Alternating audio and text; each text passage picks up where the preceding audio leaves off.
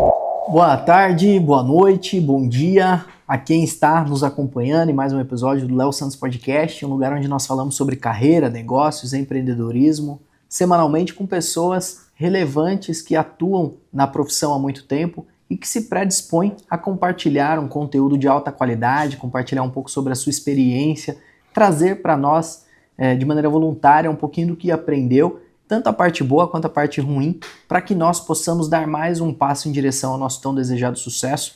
Lembrando sempre, pessoal, o sucesso não é necessariamente você ter o maior volume de dinheiro no bolso ou ser o número 1 lá na empresa que você trabalha, mas é fazer com qualidade, com brilho nos olhos, tudo aquilo que você se predispõe a fazer. Se você de fato fizer isso com amor, com carinho, com paixão, você vai fazer com muita qualidade e vai fazer a diferença, independente de onde você estiver. Hoje, para o nosso bate-papo no Léo Santos, eu tenho a honra de receber aqui Lucas Mota, o CEO da Adicus. Seja bem-vindo, meu amigo. Prazer em estar aqui com você, obrigado pelo convite, fico honrado em participar aqui do podcast, contando um pouco da minha história e da história da Adicus também. Boa, vai ser um prazer enorme ouvir um pouquinho dessa história e quero começar pela sua história, né? Porque você é jovem, super talentoso, eu sei que você tem passagens por grandes empresas antes de assumir a liderança da Adicus e também tem um background educacional bem relevante que é fundamental, né, para você assumir desafios como o que você tem hoje. Então eu queria ouvir um pouquinho o início da sua trajetória, os primeiros passos, para que você, assim como nós, possamos ver que todo mundo tem o primeiro degrau, né, a percorrer. Você consegue conversar um pouquinho sobre esse início da trajetória? Claro. Eu não sou tão novo assim, tá? Mas eu uso Adicus, então... Boa, é uma boa propaganda, né? Rejuvenescer uns 10 anos aí por usar Adicus. Legal. Mas claro, eu sou capixaba, né? Nasci em Vitória, no Espírito Santo, e morei durante 16 anos lá. Depois eu fui para fora do país, né? Fui morar no Canadá um tempo para aprender inglês e na época do high school. E depois eu voltei do Canadá e logo fui fazer faculdade, né, no Rio de Janeiro. Fui fazer engenharia de produção na PUC do Rio, porque na época não existia engenharia de produção em Vitória, né? Então, eu fui fazer engenharia de produção porque eu achava que a engenharia era um curso bem completo, que te dá uma base boa, né, lógica e etc. Então me abriria muitas portas, né? Mas eu já sabia que eu não queria ser engenheiro. Eu ia para o mundo dos negócios, né? Então, por isso eu fui fazer engenharia de produção, que é uma engenharia que você também vê um pouco de finanças, administração, né? Diferente talvez de uma engenharia mecânica ou elétrica. Entendi. E depois da minha faculdade eu vim para São Paulo. Mais ou menos em 2009, né? E entrei num programa de trainee de uma empresa chamada PwC, a Price, bem conhecida. Coopers, e fui trabalhar com finanças corporativas lá, né? E fiquei aí 4 anos, pouco mais de 4 anos, trabalhando na PwC. Foi uma boa escola, né? E aprendi muito. E depois eu saí de lá e fui trabalhar com fusão e aquisição numa empresa chilena, e eu até fiquei um tempo em Santiago, no Chile, né? E depois disso eu fui para a Adicus, né? A Adicus é uma empresa de dermocosméticos brasileira, tem uma história muito interessante, foi fundada por uma farmacêutica, né? A Ada Mota, que é minha mãe. E ela, entrando um pouquinho na história da empresa, porque eu acho que tem uma história única. Sim. Dentre as empresas de dermocosméticos, talvez até no mundo, tá? Porque a Ada, minha mãe, ela foi estudar cosmetologia em Paris, acompanhando meu pai, radiologista, que ele foi fazer um fellow lá em radiologia, então ela foi acompanhar e entrou no curso no mestrado de cosmetologia na Universidade de Paris 5. E ela pegou o berço do dermocosmético mundial. Então ela teve, né, a bênção de, quando as empresas todas mais renomadas de dermocosméticos estavam comprovando os claims, fazendo estudos científicos, eles usavam também o laboratório em que ela estava estudando, né, o laboratório da Universidade de Paris 5. Então ela fez inúmeros projetos para várias empresas renomadas do mundo, algumas delas francesas, e isso deu uma bagagem muito grande para ela, né? Então, quando ela voltou para o Brasil, ela criou uma farmácia de manipulação e depois a Adicus, né? E eu acho que a gente carrega esse DNA até hoje de todos os produtos que a gente faz, eles têm muita pesquisa científica por trás para comprovar tudo que a gente promete que o produto entrega, né? A gente trabalha de uma forma muito séria. Então eu ingressei lá, né? Depois dessa vivência aí com fusão e aquisição, eu vim para a empresa, né, da família. E na época eu lembro que eu fiz um trabalho de rotação passando por todos os setores da empresa, mas todos os setores mesmo, né? Então quando você está em logística, fazendo recebimento de insumo, você tem que fazer o recebimento de insumo, ir lá no caminhão, tirar o insumo, dar entrada na nota. Debaixo do sol. Quando você está fazendo o job rotation, na parte de manipulação do produto ali, né, que você coloca... a gente tem os maquinários ali, você tem que ir lá operar também. Então, é um job rotation para meter a mão na massa e aprender ali no detalhe e sem frescura, né? Legal. E depois disso, eu morei fora durante um tempo, fazendo MBA. Então, eu fui estudar na França, numa escola de negócio lá, que se chama INSEAD. E depois do INSEAD, eu voltei para a Adicus, né? E eu voltei para assumir as operações de lojas próprias. Isso era mais ou menos em 2014, por aí. E eu lembro que na época a gente devia ter umas 6 lojas próprias. Né? E o total assim, da empresa devia ter umas 40 lojas. Assim. E a gente também tinha um negócio profissional, né, voltado para o público da estética, e o negócio do cliente final voltado para os consumidores finais, né? Então, acho que o primeiro grande projeto ali que eu liderei junto com um time muito bom, junto com os sócios também, né? Tem meus irmãos sócios que também são muito bons e me ajudam bastante no negócio, foi expandir loja. Então, a gente começou a abrir lojas nas cidades em que a gente era dono das regiões, né? Então, por exemplo, São Paulo capital é uma praça que a gente chama de própria. Então a gente começou a abrir lojas em São Paulo. Rio de Janeiro também, a gente começou a abrir lojas no Rio de Janeiro. Vitória, que também é uma praça própria, a gente começou a abrir mais lojas em Vitória. E eu lembro que a gente tinha pressa para abrir as lojas, assim, então na época eu e a coordenadora regional, a gente falava, nossa, vamos correr para abrir essa loja o quanto antes. E a gente ia lá montar a loja, às vezes no fim de semana, para ela abrir para conseguir abrir na segunda. Né? E era uma diversão isso aí. E a gente rapidamente saltou aí, hoje a gente está com umas 60 lojas próprias. Né? Então, acho que esse foi um projeto bacana ali, que eu peguei desde o início. E mais ou menos depois de um ano que eu vim trabalhar também na empresa, né, na Adicus, lá para 2015, a gente não tinha um e-commerce. E eu falei, pô, a gente tem que ter um e-commerce, né? Na época, as empresas todas falando de e-commerce e tal, ainda tinha uma questão de conflito com o franqueado, mas eu sabia que isso era contornável. Então, eu montei um time ali, né? para me ajudar a colocar de pé uma operação de e-commerce. E o negócio foi assim, foi rápido, porque eu lembro que na época a gente contava o faturamento mês em quantas lojas, né? Então, esse mês deu meia loja, e no outro mês já deu uma loja de faturamento, depois já deu 10 lojas. Então o negócio foi muito rápido, assim, né?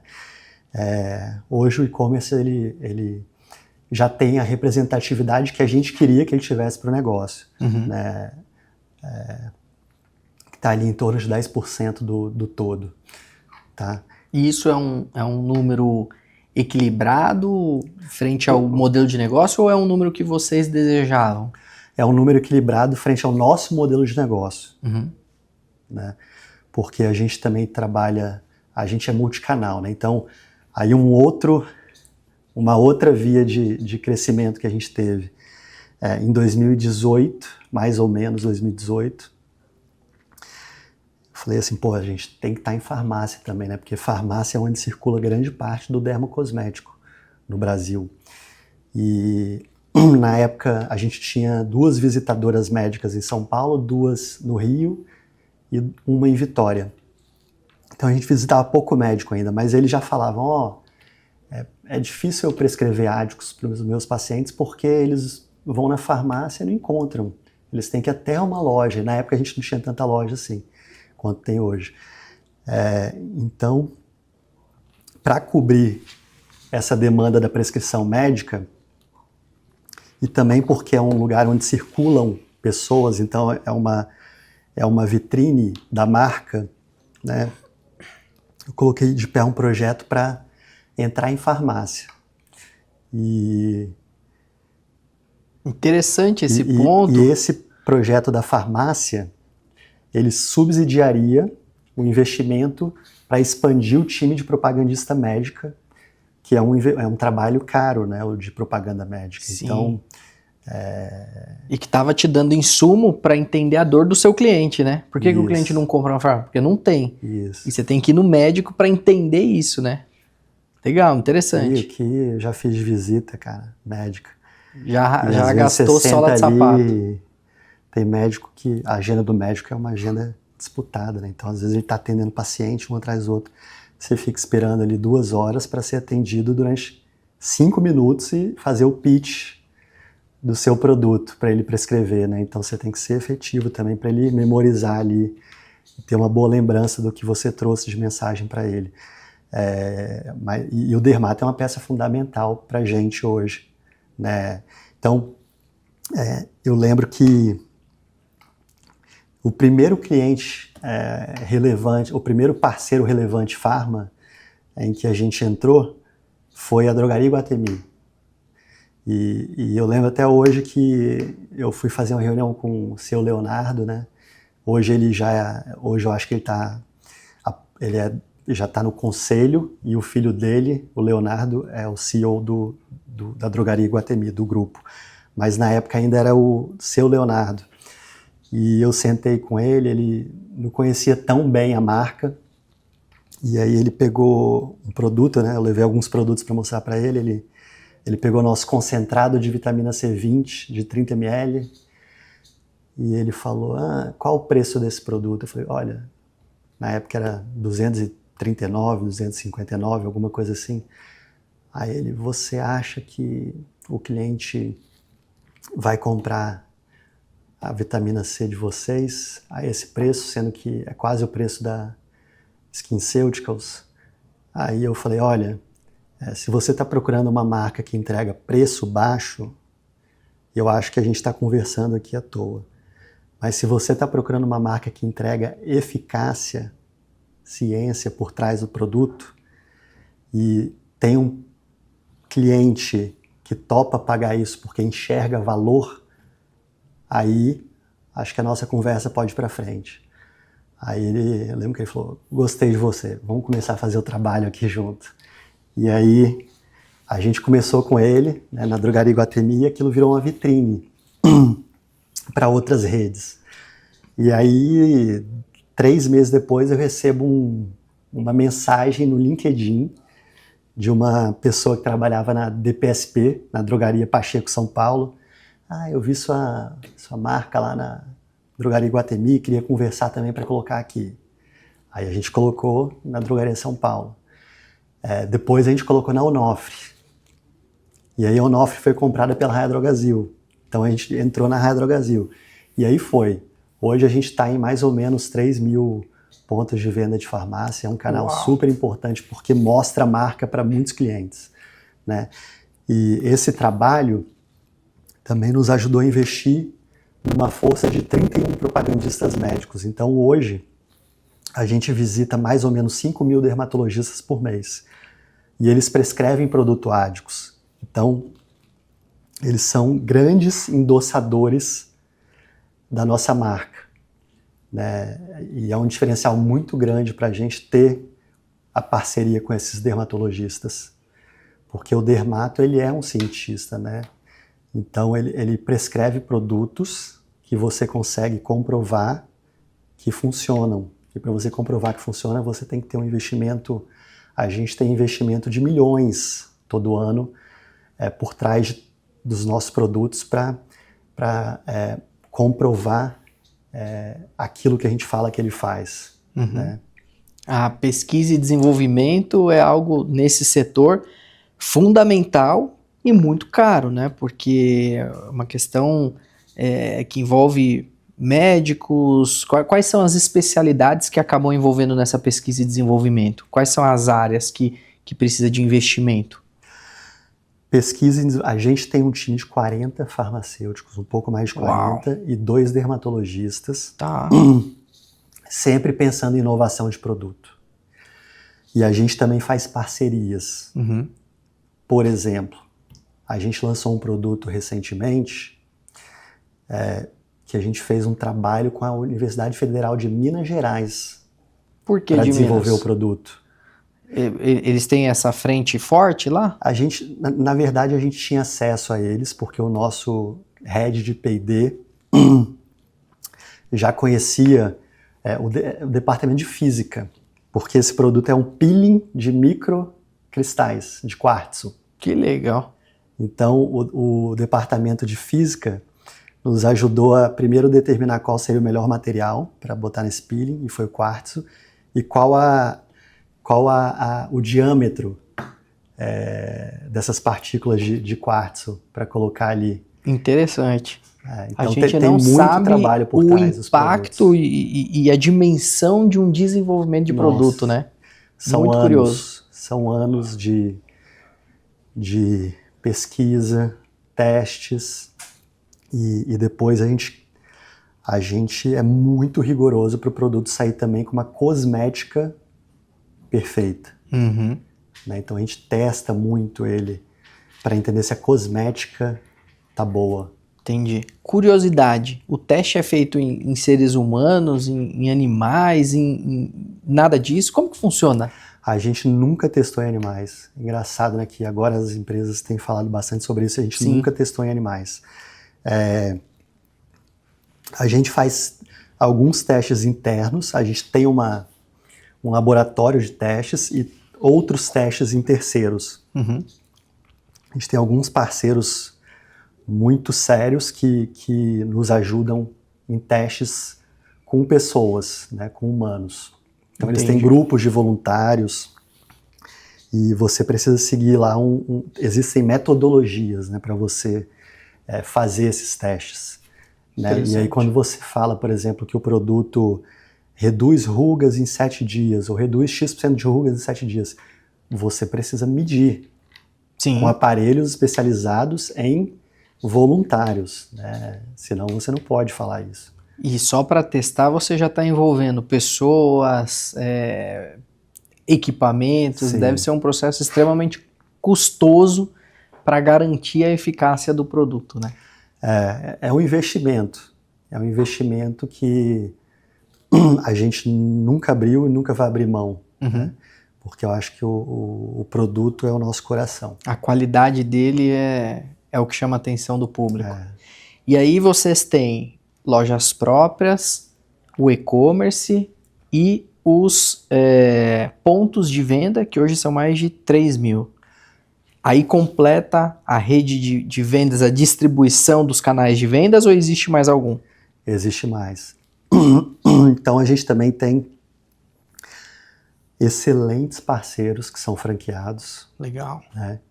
A gente tem uma rede de franqueadas super qualificada. Uhum. E hoje a gente tem pelo Brasil 170 lojas Adicos. Uau. Sendo que 1/3 é própria e 2/3 de franqueados. Né? E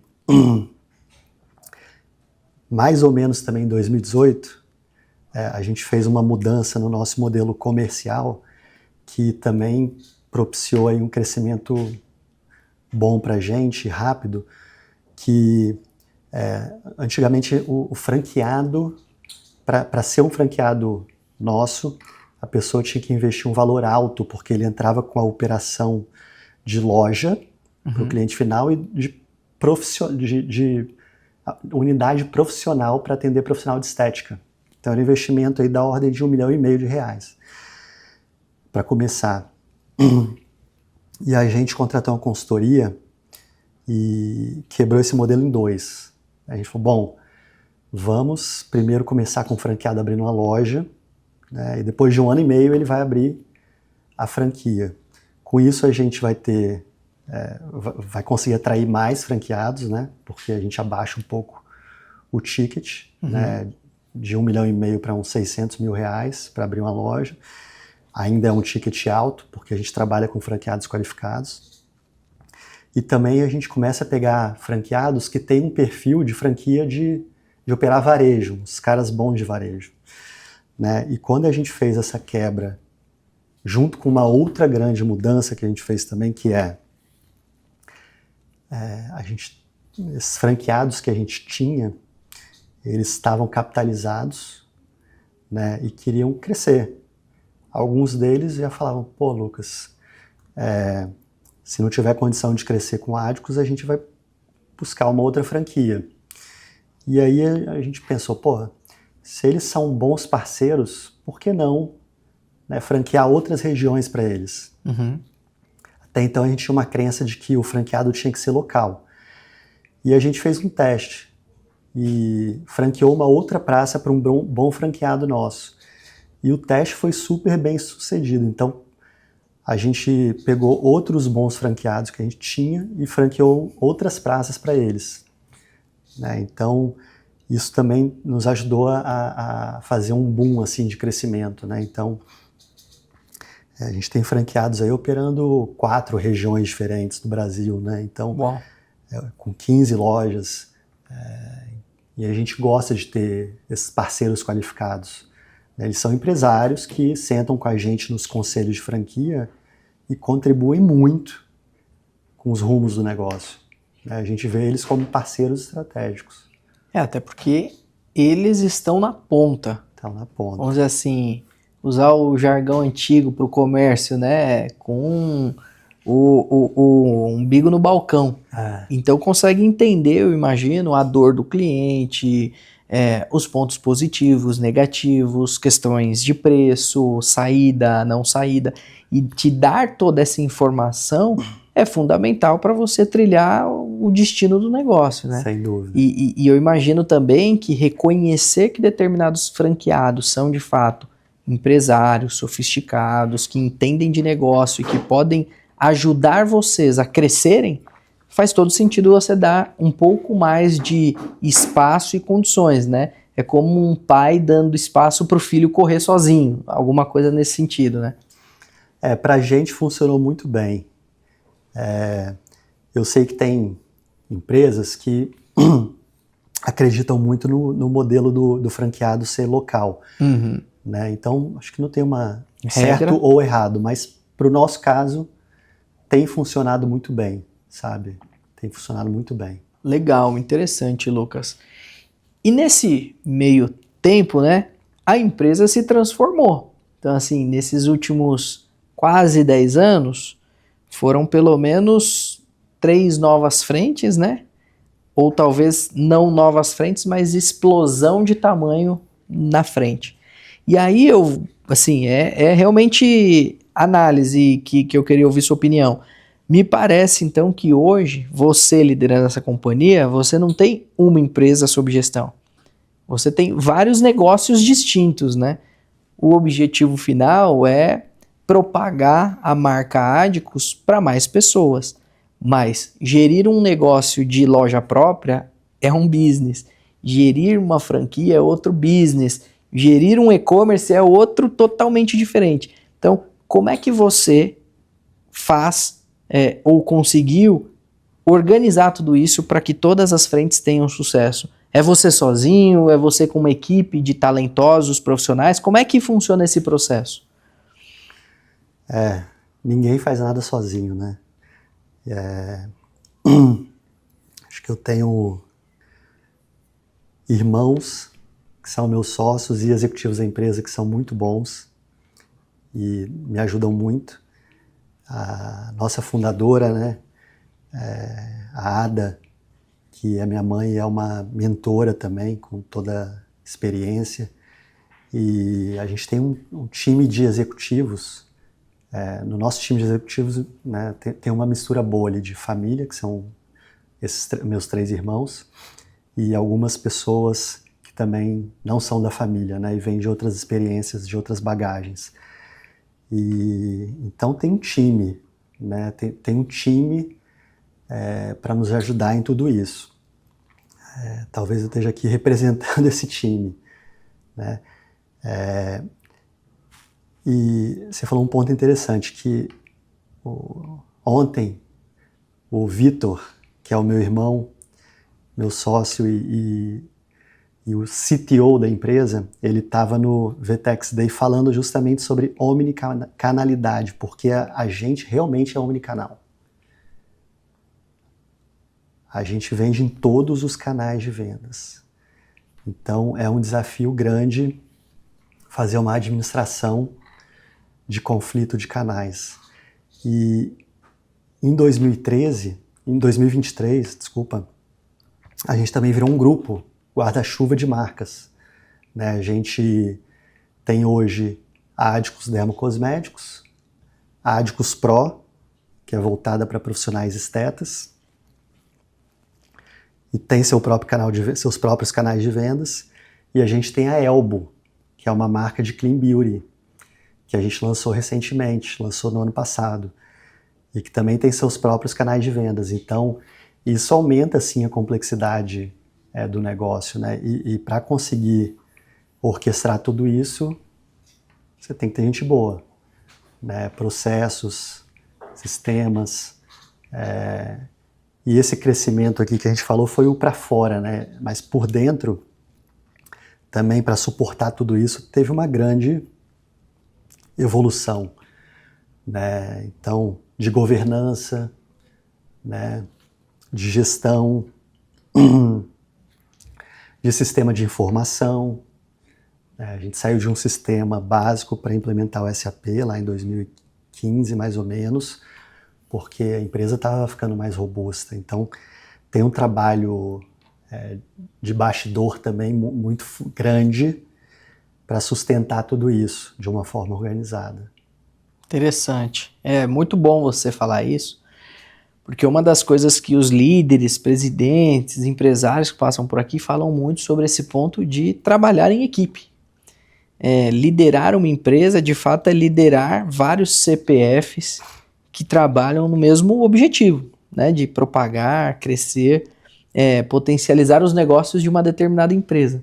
E fazer isso de maneira orquestrada, reconhecendo o talento um do outro, um contribuindo com o outro. No seu caso, você tem o benefício de ter sócios irmãos que te apoiam muito e, além disso, uma equipe de gestores, de executivos muito, muito boa.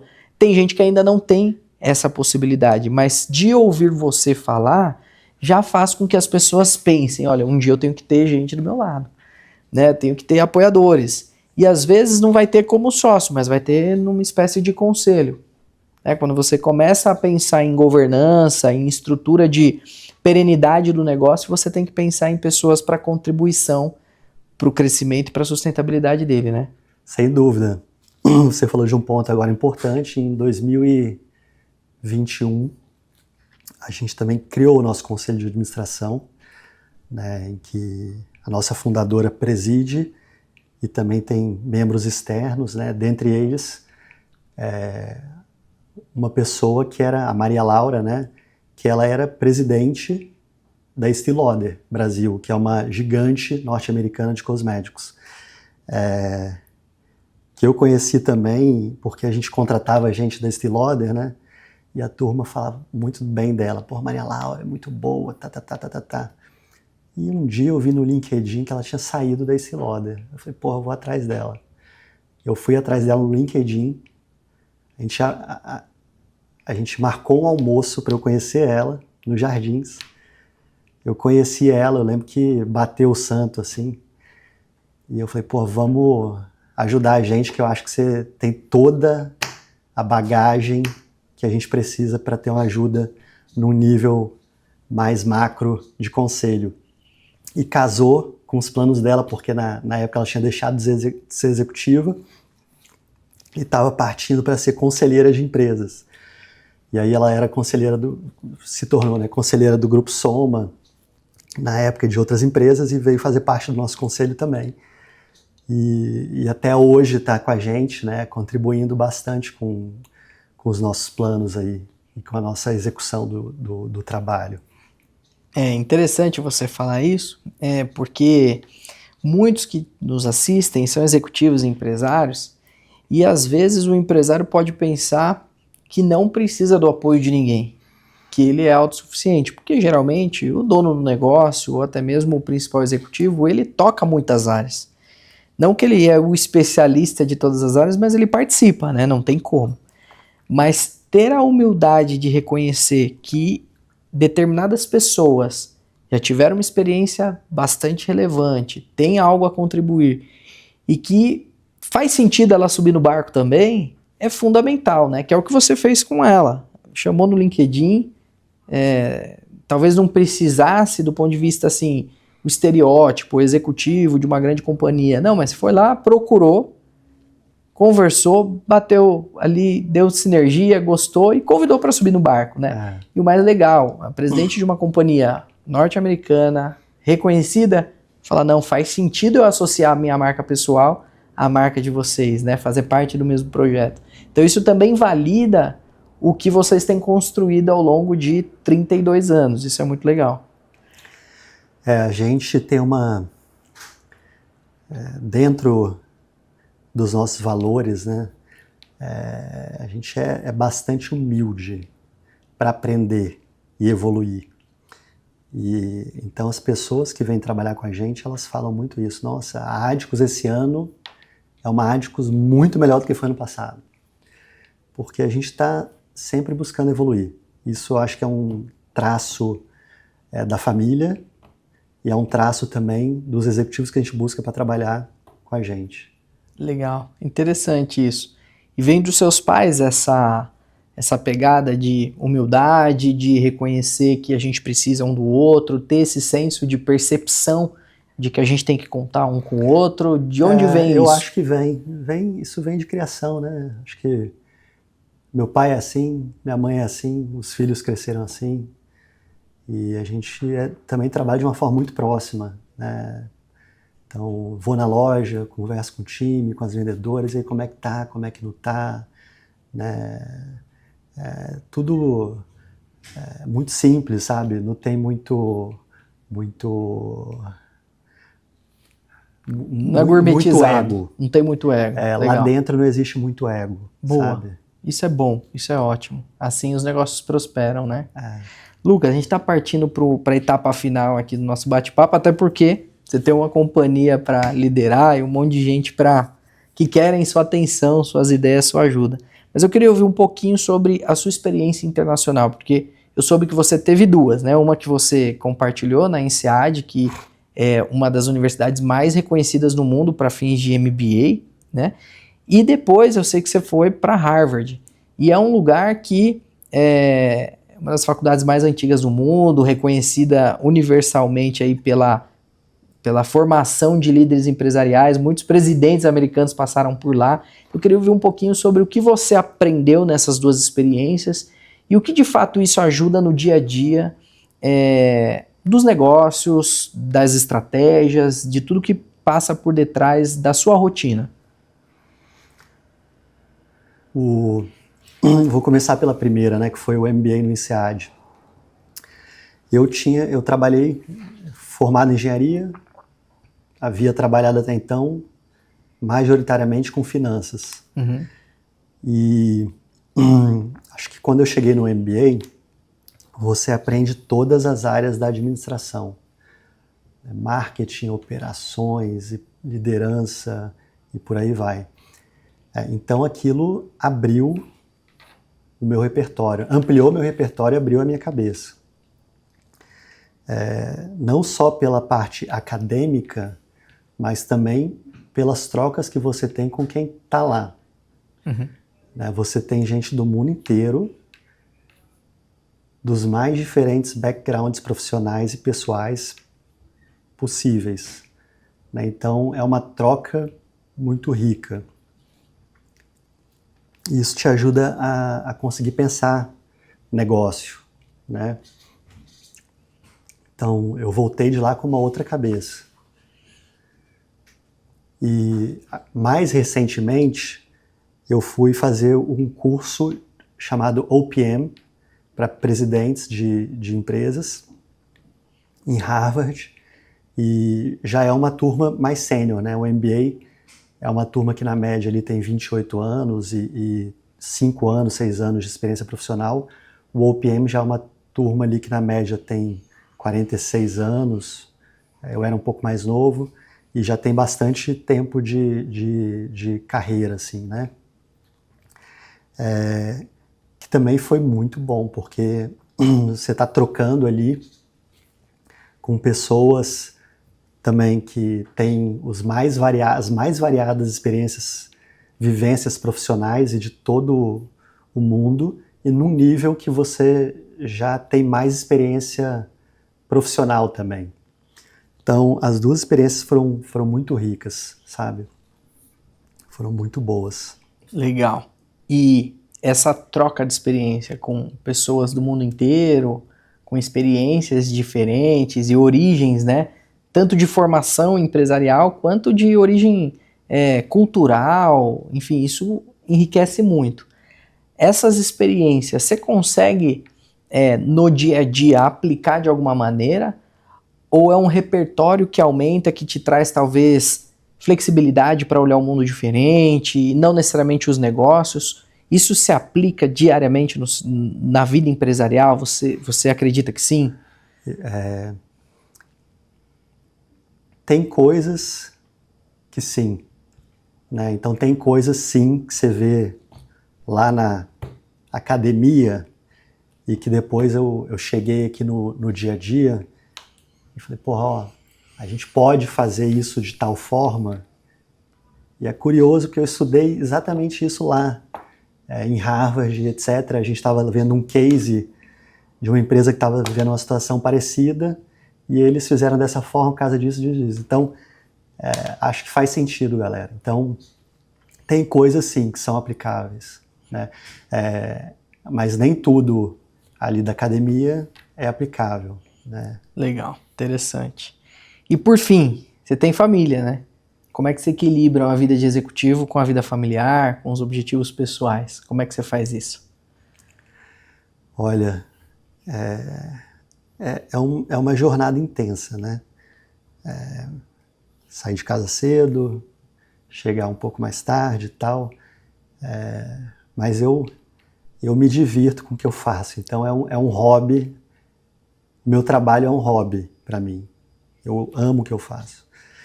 E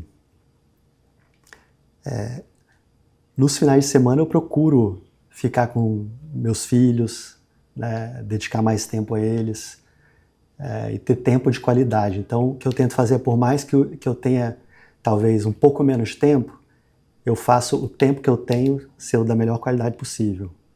Legal, interessante.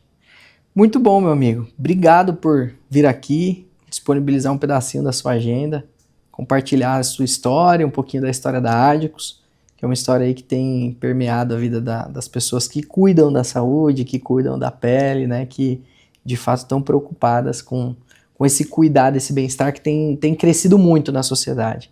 Então, obrigado por vir aqui, por disponibilizar um pedacinho da sua agenda para dividir comigo e com os nossos espectadores aqui o que você tem feito. Eu é que te agradeço pelo convite, fico honrado de ter vindo até aqui falar um pouquinho para você e para vocês, né, sobre o que eu já fiz e espero que possa ser útil também.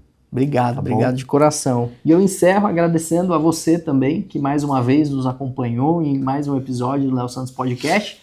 Se você está buscando conteúdos de qualidade sobre carreira, negócios e empreendedorismo, nos siga, ative o sininho, se inscreva no nosso canal, pois semanalmente, todas as quartas-feiras, nós temos um conteúdo de alta qualidade aqui para compartilhar com você.